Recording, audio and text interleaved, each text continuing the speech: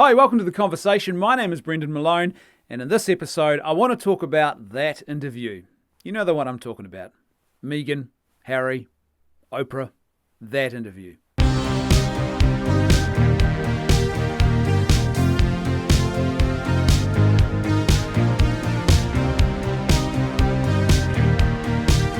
A few days ago, there was a bizarre moment that happened in the history of humanity. The whole world, it seemed, was blowing up about an interview between Oprah, Meghan Markle, and Harry, Prince Harry, the Harry. And I don't know what to make of this thing. It is the most bizarre incident in the world, and probably more so the response to it is the most bizarre aspect of it. A lot of people don't seem to be particularly aware that this is a moment that was very, very carefully manufactured from a PR perspective. It is absolutely certain that both Meghan and Harry would have PR firms either working for them or on their staff or on some sort of retainer. Possibly they've got their own, and as individuals, their own PR people each to actually take care and advise and coach and to set up these kinds of things for them. This didn't happen by mistake. And Oprah, it's not by chance that they are being interviewed by Oprah. This is a couple who have the celebrity clout to be able to ring any media entity they want to and to get an interview, but they chose to go with Oprah. And there's a reason for that, I think. It's because Oprah, in this kind of context, is she's a power player. She is the kingmaker or the queenmaker. She is like the prophetess who anoints you. And when you do this kind of interview with Oprah, this is like the prophetess anointing you in front of the people and saying, these are chosen people. These are a special select group of people who have elevated themselves from merely being celebrities to now being people who are some sort of celebrities of note, who have an almost divine quality about them. There's a reason why, as I said, they didn't go on Piers Morgan or Tucker Carlson or CNN or Fox News or any of those other networks. There's a reason why it was Oprah. This is carefully selected. There is a method behind all of this. There's no doubt that her PR team and his PR team would have absolutely coached and prepared them for this interview. There's no doubt that they would have had a narrative in mind that they wanted to promote. This is a carefully manufactured event. And there's also no doubt that Oprah is not really going to push too hard because she knows she's a very, very astute woman who has built a very, very big media empire for herself. And you don't do those kinds of things without a certain smarts. You don't do that without intelligence and prudence and a strategic ability to think more than the next step ahead of yourself. And so there's no doubt she knows that this is a coup for her as well. And on top of that, it's not really her style to probe hard. So everyone involved in this event, it suits their ends in a really big way. And we often forget that. We watched that. It seems to me a lot of people who watched this interview immediately took sides. They were either against the Queen and the royal house and they were for Meghan and Harry, or they were against Meghan and Harry and for the Queen and the royal house. It seems to me that none of us actually know the truth here, and we're in real danger of assuming lots of things and passing judgment based on what is a carefully manufactured moment of PR that is manufactured with a precision to try and bring about the aims of those who are involved. It's not for our benefit. It's not really about promoting the fullness of truth. This is about people pushing and promoting their agenda. I would hazard a guess, and as I said, I don't know enough. None of us do to actually know for certain, but I would hazard a guess that there is a certain amount of leveraging going on here.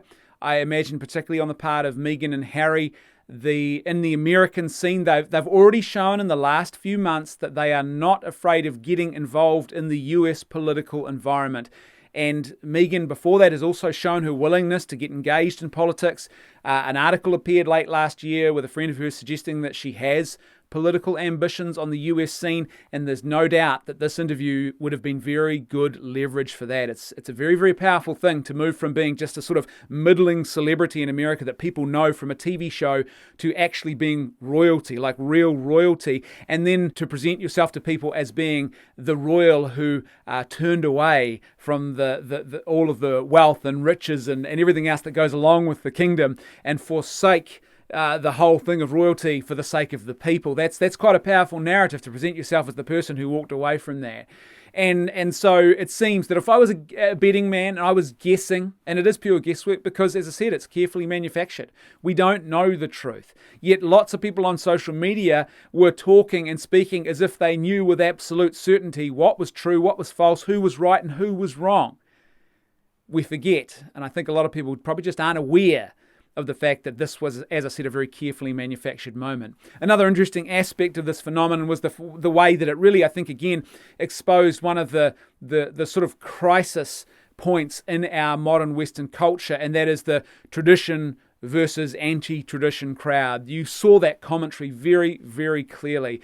For a lot of people, it seemed this wasn't just a question of Meghan and Harry versus the Queen. This was about the traditions of what have gone before and the monarchy and everything else, those who are supporters of that versus those who like to imagine themselves as being enlightened modern people who reject tradition. And that's very much a trend through our culture today. This whole idea that tradition is evil, the things of the past are oppressive, that what has gone before is suppression, it's oppression, it's white supremacy, it's patriarchy, it's privilege, it's colonialism, etc., etc., etc. And everything that's new and modern, we're going to put the scale of justice right, and we're going to destroy what's gone before us. And you saw that trend, and it's a fascinating trend, and I would argue it's a very dangerous one for Western culture, because in actual fact, tradition is a very good thing. Tradition is not evil. The traditions that we have inherited, some of them obviously can be updated and if you like, retooled for the modern era,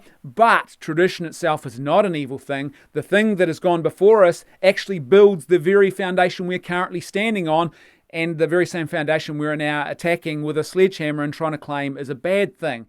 And so you've got to accept the good with the bad, and you don't throw the baby out with the bathwater. But in a culture today, there's a lot of people who have a revolutionary spirit and they want to completely destroy the thing that has gone before. Now, that's bad for us, not just because they're destroying things that actually are good and matter and give your society stability and a balance and a sort of moral compass and an ability to actually flourish in the world, but also because of the way in which we are neglecting tradition itself. Tradition is a thing that grounds us. It is a rock we can cling to in the midst of a storm. It is a thing that you can plant your feet on securely in an age of what Zygmunt Bauman, the great sociologist, referred to as liquid modernity, where everything is changing so fast and shifting around us so often, we can't establish deep roots. Well, tradition allows you to do that. It allows you to connect with something greater and bigger than yourself. It's a reminder that we aren't the most important thing in the world, that our generation is not the only generation, and that there is a wisdom that has gone before us. And so you saw that clash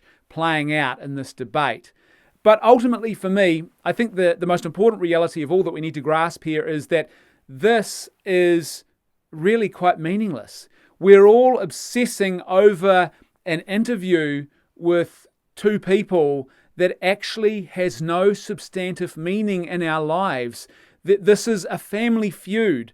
That's why I have not watched this interview, and I'm not going to watch it intentionally at all, because this is a private family matter, and private family matters are best addressed within the privacy of family life, not on broadcast TV for the whole world to see. It's so destructive and so disruptive and hugely contrary to building stable, healthy, flourishing family life.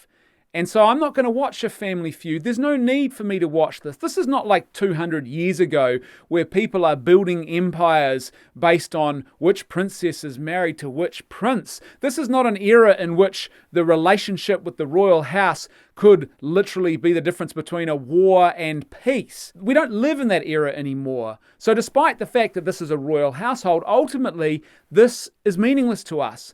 And yet so much time and so much ink and so many keystrokes over the last few days have been spent obsessing over this interview as if it has some great importance in our lives. It doesn't. It's a distraction, and I think ultimately what it distracts us from is the local. We become obsessed with this sort of global idea of this royalty in a faraway country or a faraway palace, and we forget that in actual fact, what changes the world, what transforms the world in a more meaningful way is local, and the more local the better, starting with us and what's going on in our lives, As G.K. Chesterton famously once said when the editor of his local newspaper wrote a big editorial complaining about what was wrong with the world, apparently G.K. Chesterton wrote to him and he said, "Dear sir, you've asked what's wrong with the world. I am. Yours sincerely, G.K. Chesterton."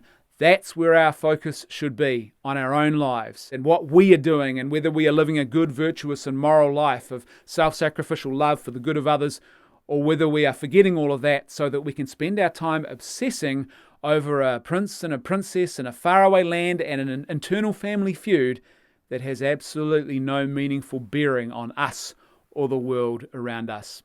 Thanks for watching this episode of The Conversation. Don't forget to like, share and give this video a thumbs up. That all helps the channel. And wherever you're watching, please subscribe. If you're on YouTube, don't forget to hit the little notifications bell as well. That way you'll get updated about every new piece of content that we publish. A huge thank you to everyone who is supporting us at patreon.com/leftfootmedia. For as little as $1 a month, you can help to ensure that this great content keeps happening.